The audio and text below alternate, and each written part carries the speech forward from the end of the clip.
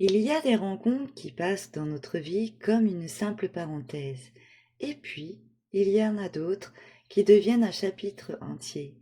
Non pas parce qu'elles durent toujours, mais parce qu'après elles, nous ne sommes plus tout à fait la même personne. Bonjour à tous et bienvenue sur la chaîne Le Monde des Petits Colibris. N'hésitez pas à donner de la force à cette chaîne en faisant un geste gratuit qui fait toute la différence dans l'algorithme. Aujourd'hui, j'avais envie de vous parler de ces rencontres qui créaient un avant et un après dans notre vie. Quand on regarde notre histoire, on pense souvent aux grands événements, un déménagement, un changement de travail, une naissance, une séparation. Mais avec le temps, je me suis aperçue que certains des plus grands tournants de ma vie n'étaient pas des événements, c'étaient des personnes.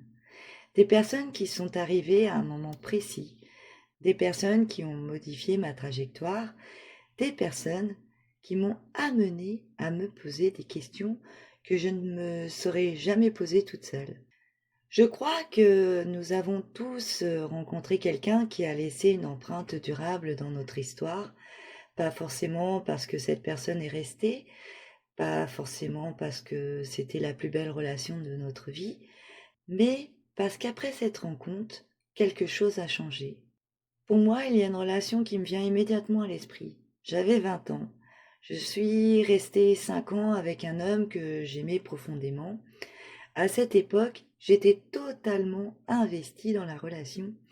Je travaillais, je m'occupais de la maison, je faisais passer le couple avant moi-même. Et petit à petit, sans vraiment m'en rendre compte, j'ai commencé à m'éloigner de moi-même. J'ai quitté un emploi stable, une carrière qui semblait toute tracée. J'ai déménagé pour suivre cet homme. J'ai quitté mes repères, ma famille, mes amis. Et à ce moment-là, cela me semblait normal. Parce que lorsque l'on aime, on peut parfois croire que se sacrifier est une preuve d'amour. Puis la relation s'est terminée et lorsque je me suis retrouvée seule, j'ai réalisé quelque chose d'essentiel. Je n'avais pas seulement perdu une relation, mais je m'étais perdue moi-même en chemin. Alors ce jour-là, je me suis fait une promesse un peu particulière. Je me suis fiancée à moi-même. Je me suis juré de ne plus jamais m'oublier par amour, de ne plus me quitter pour rester auprès de quelqu'un. Et pendant longtemps, j'ai cru que cette leçon était pourtant intégrée, que j'avais compris, que j'avais avancé. Mais pourtant, l'histoire qui appartenait au passé, et bien des années plus tard, 15 ans même plus tard, la vie m'a renvoyé une piqûre de rappel. Et cette fois, cette situation était différente. L'homme était différent, l'histoire était différente, mais au fond, la leçon était la même. Je me suis retrouvée dans un rôle que beaucoup de personnes connaissent, le rôle de la sauveuse, celle qui comprend, celle qui aide, celle qui porte, celle qui essaye de réparer. Et sans m'en rendre compte, je recommençais à me mettre au second plan. À cette période de ma vie, je n'avais plus la même énergie. J'étais fatiguée, fragilisée, et parfois, lorsque nous manquons d'énergie vitale, nos limites deviennent plus floues. Nous acceptons des choses que nous n'aurions peut-être jamais acceptées auparavant. Il y a aussi un enfant dans cette histoire, et je crois sincèrement que cela a joué un rôle important. Parce que partir ne signifiait pas seulement quitter un homme, il y avait aussi cet attachement, l'affection, le lien. Alors j'ai accepté davantage, trop parfois, jusqu'au jour où une petite voix intérieure est revenue me parler. Une voix qui m'a dit: «Mais dis donc, tu ne t'étais pas promis de ne plus t'oublier? Tu ne t'étais pas promis de te choisir toi aussi?» Et c'est là que j'ai compris quelque chose.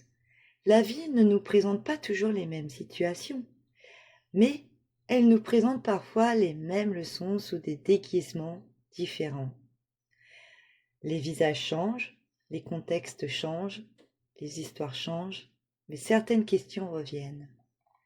Pour ma part, la question était: comment prendre soin des autres sans m'abandonner moi-même. Et finalement, je crois que beaucoup de rencontres importantes nous confrontent à ce type de questions. Certaines personnes nous apprennent à nous affirmer, d'autres à poser des limites, certaines nous apprennent à recevoir et d'autres à partir. Et parfois, la rencontre la plus importante n'est pas celle que l'on fait avec l'autre, mais celle que l'on fait avec soi-même. Aujourd'hui, lorsque je repense à ces relations, je ne les vois plus comme des erreurs, je les vois comme des chapitres qui ont participé à écrire mon histoire. Parce que ces rencontres ont créé un avant et un après. Non pas parce qu'elles ont duré, mais parce qu'elles ont transformé quelque chose en moi. Et finalement, peut-être que la valeur d'une rencontre ne se mesure pas autant qu'elle reste dans notre vie, peut-être qu'elle se mesure à ce qu'elle nous laisse lorsque le chapitre est terminé. Et vous, y a-t-il une rencontre dans votre vie qui a créé un avant et un après? Une personne qui a changé votre trajectoire, votre regard sur vous-même ou votre façon de vivre?